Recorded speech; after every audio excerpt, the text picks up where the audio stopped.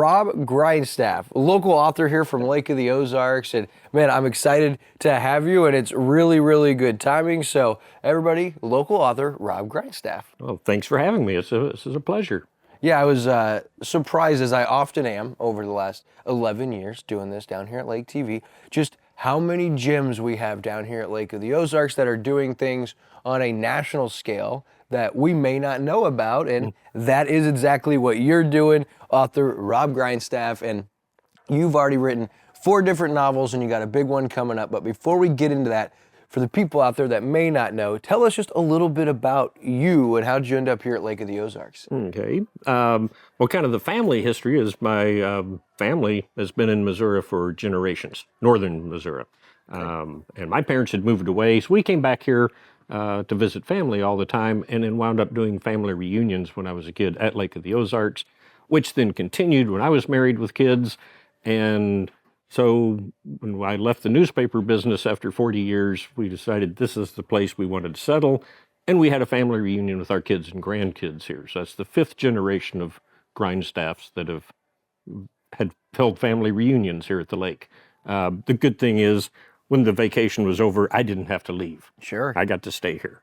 Yeah, once you get a taste of the lake, it's kind of hard to want to leave. So Yeah. here you are at the lake, and you've done everything from, as you said, newspaper business. You do some coaching, you do a lot of editing for people, and you help other people, other authors out there, I understand. But for you, a really exciting time, because already 4 different novels I saw. You had Slade, Turning Trixie, Hannah's Voice, and Carry Me Away. And are all 4 of those a variety of genres, or they stick to the same kind of area? It's kind of shifted a little bit, but mostly they're contemporary fiction.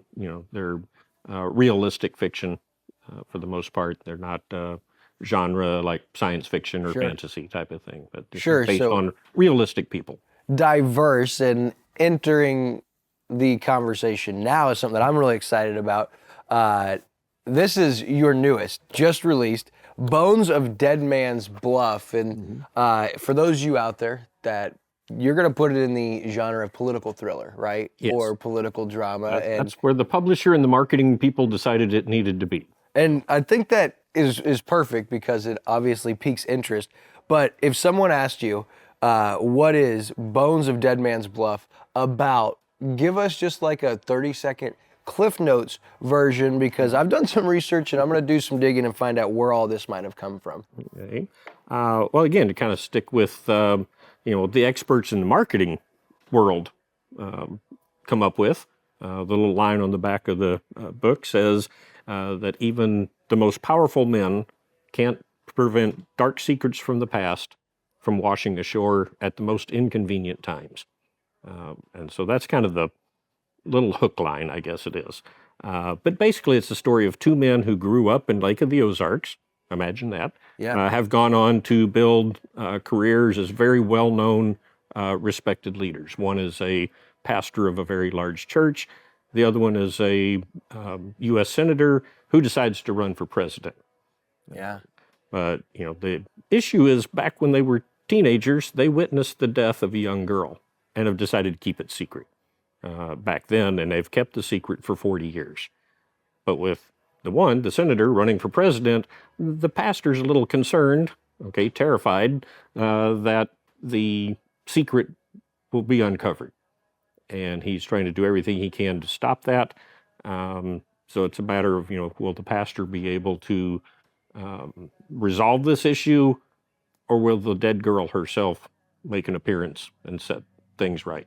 Sure. What's wild is, the timing of this is so relatable for people, because Worth Sullivan, he is listed as a celebrity pastor of a megachurch. Yes. Right? And so that's very relatable for people right now, as you look at megachurches across America. And then you also look at Kirk Madison, his buddy growing up. You mentioned they witnessed this. They kind of agree. Well, we're not going to talk about this. Yeah. Seems like not a big deal at the time, but as you alluded to, fast forward the clock. And so and also worth mentioning is Madison's a former general in the U.S. Army. Yes. Right, and so he's making this big run for president, and now, as I read into some notes, it's like looks like this is on the verge of potentially ruining everything for everyone involved. And with an upcoming election here in America, I mean, what Yeah. timing for you? And so I'm just curious. You authored this. How long did like this particular idea take, or where does the inspiration for a storyline like this come from? In my case, usually stories come from a character that just shows up in my head and starts talking, and they won't shut up until I sit down and start writing what they're saying, and eventually the story came So what you're out. telling us is you hear voices. I hear voice. They make medication for this, but then I'd be out of a job. But in this case, the idea came to me several years ago, kind of the seed of the idea. Sure. And I jotted some notes and filed them because I was in the middle of working on other projects, as I'm known to do. And when I finally got back to it about a year and a half ago, my first thought was, well, this could be kind of timely. I need to get this done Sure. before it's too late. And it almost, real world events almost have overtaken the fictional story Right. that I had come up with. And by the time, the publishing business is a slow moving business sometimes. It takes a few years to write a book or, several months, and then it might take a year or two to bring the book out.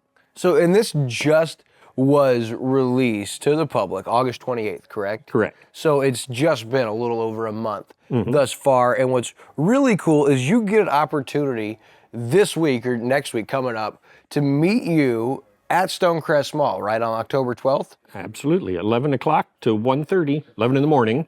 Don't come at 11 at night, they're closed. But 11 in the morning to 1:30 in the afternoon, I'll be there.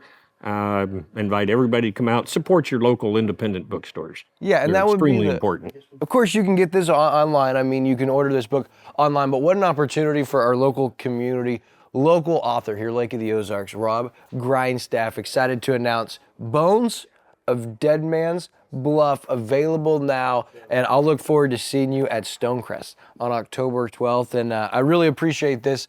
Once we get done here, I'm going to ask if you'd sign the front of this, and I would guess that anybody that attends the event on the 12th can have you do the exact same. Exactly. Awesome. I'll be there signing books. Mostly mine, but I'll sign somebody else's if you want. Rob Grindstaff on Cup of Coffee.